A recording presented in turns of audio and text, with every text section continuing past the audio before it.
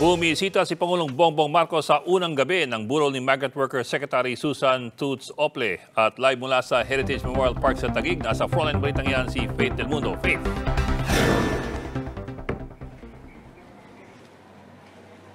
Yes, Bok, no? Patuloy nga yung pagdating ng mga bumibisita dito sa unang gabi ni Migrant Workers sa burol ni Secretary Susan Ople, no? Dito sa Heritage Park dito sa Taguig. At kabilang nga dyan sa bumisita ay si Pangulong Bongbong Marcos.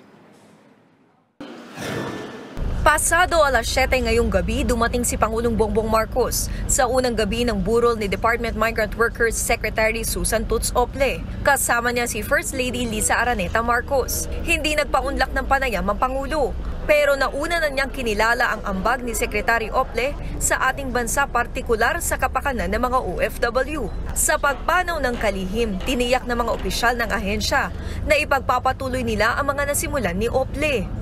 Tuloy ang paghahatid ng serbisyo. The Secretary, if she were with us, would have said, keep on, soldier on.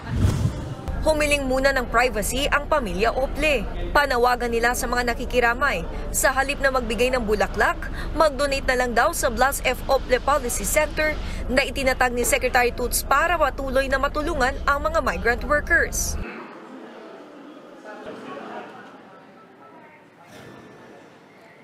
Bukod nga dun sa bumisita na si Pangulong Bongbong Marcos, ilan pa nga sa mga nakita nating bumisita ay sina dating Pangulo at kasalukuyang Pampanga Representative Gloria Macapagal Arroyo, Senator Cynthia Villar, House Speaker Martin Romualdez, DOJ Secretary Boying Remulla, dating VP Jojo Binay at anak niyang si Senator Nancy Binay.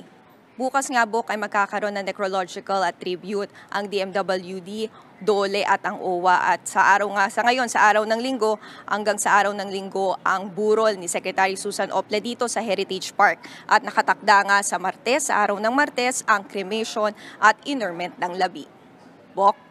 Maraming salamat, Faith Del Mundo. Mga kapatid, Ed Lingaw po, maging maalam at may pakialam sa mga napapanahong balita sa ating bansa. Para sa mas malalimang pagtalakay at paghimay sa mga issue at headlines, tumutok lamang at pag-subscribe sa social media pages ng News 5.